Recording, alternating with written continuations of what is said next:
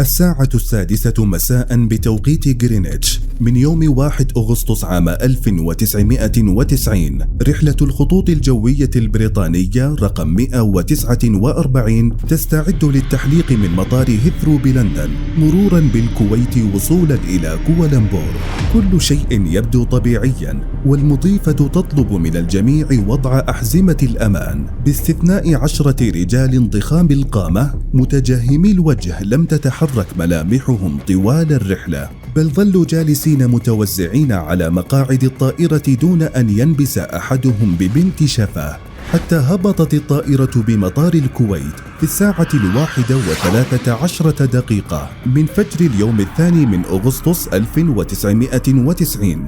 رغم أن هذا الهبوط كان مجدولا بشكل طبيعي، لكن ما لم يكن طبيعيا أن مدرج مطار الكويت بدا وكأنه مهجور، فلا وجود لأي طائرة أخرى باستثناء الطائرة بيونغ 747 البريطانية، إضافة لطيارات الخطوط الكويتية المتسمرة في مكانها دون أي حركة. أصوات الانفجارات القادمة من الخارج جاءت لتزيد التوتر الذي بدأ يتصاعد على ظهر الطائرة، حتى وقف الرجال 10 ليسيروا إلى مقدمة الطائرة مع توجيه أوامر واضحة لبقية الركاب والطاقم بعدم مبارحة أماكنهم. اجتماع مصغر عقده الرجال 10 في مقدمة الطائرة مع رجل بريطاني صعد إلى متن الطائرة وهو يرتدي البزة العسكرية، إذ كان الوحيد الموجود في مدرج المطار بانتظار الطائرة. بعد نحو ساعة غادر الرجال 10 مع الضابط البريطاني الطائرة ليختفوا تماما، بحيث لم يرهم أي من ركاب الطائرة بعدها. حينها فقط تم توجيه باقي الركاب للنزول إلى صالة المطار بانتظار الرحلة القادمة لتقلهم إلى وجهتهم النهائية نحو كوالالمبور. لكن المطار المهجور حتى من موظفيه جعل المخاوف في ذروتها، ومع حلول الوقت المفترض لاستقلال الطائرة تم قصف مدرج المطار ليتحول إلى ركام في دقائق. فما كان لا يعرفه الركاب والطاقم أن جيش صدام حسين على بعد 1 أمتار منهم، وهو الأمر الذي عرفته الحكومة البريطانية حتى قبل إقلاع الطائرة من لندن. ففي وقت حولت كل شركات الطيران وجهة الطيران بعيدا عن الكويت، استخدمت بريطانيا المدنيين على متن الطائرة لإيصال 9 من عملاء المخابرات السريين بهدف جمع المعلومات والتجسس لصالح بريطانيا خلال الغزو العراقي للكويت، لتغدو الرحلة رقم 149 حصان طرواد الاستخبارات البريطانية، بينما دفع ركاب الطائرة الثمن بعد أسرهم من قبل جيش العراق.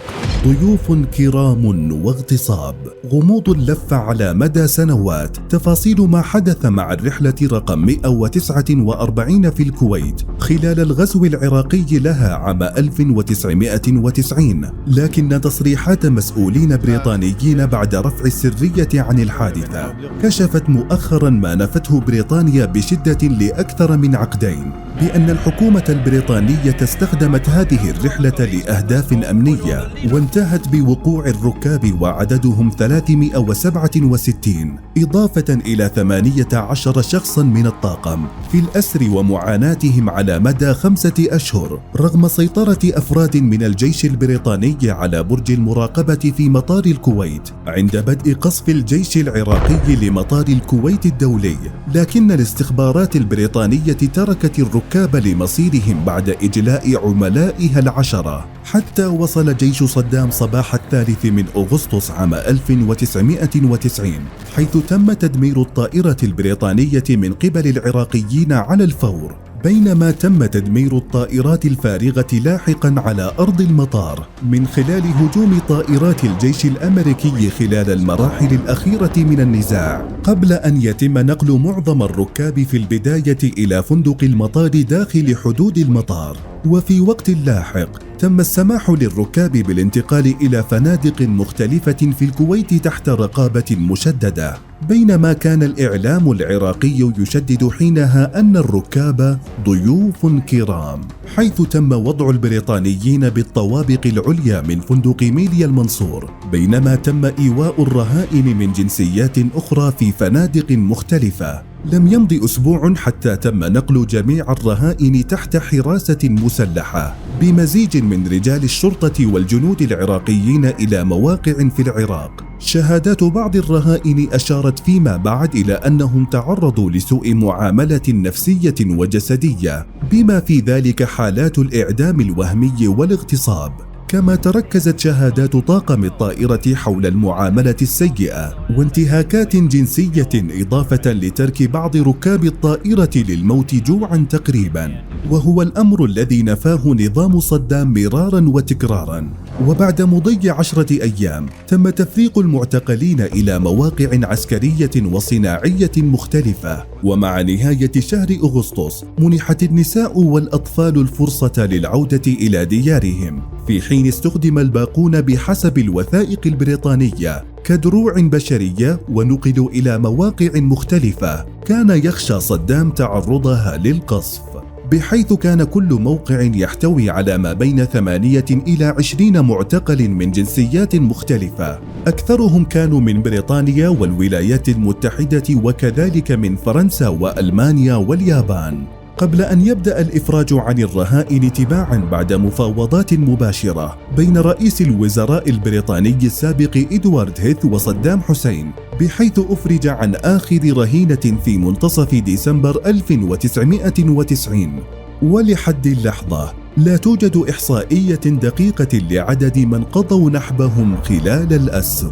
شاهد من أهله. اليوم بات أنتوني بيس الشاهد الأبرز على تضحية بريطانيا بركاب الطائرة من أجل مهمة ل10 من عناصر في جهاز الاستخبارات M16 في الكويت. إذ يروي أنتوني الذي انتدب إلى الكويت عام 1988 وكان مسؤولا عن الاستخبارات السياسية تفاصيل يقول أنها يجب أن تشعر بريطانيا بالعار، إذ إنه أجبر قبلا على الكذب والصمت عن ظلم ركاب الطائرة بسبب السرية المفروضة عليه، لكنه الآن بدأ الحديث على الملأ تضامنا مع من عانوا.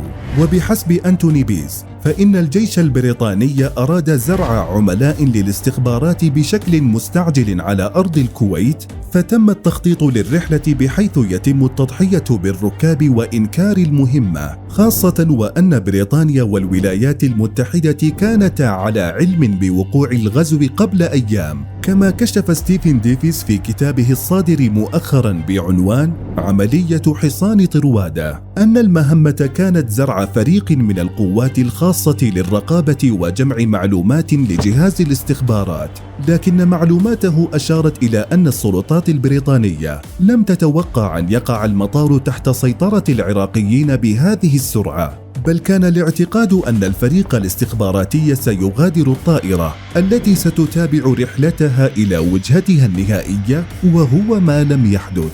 ويضيف ستيفن ديفيز إلى حلقة المؤامرة إضافة للحكومة الاستخبارات البريطانية الجيش البريطاني الذي دفع ثمن التذاكر والخطوط الجوية البريطانية التي كانت تدرك ما يجري.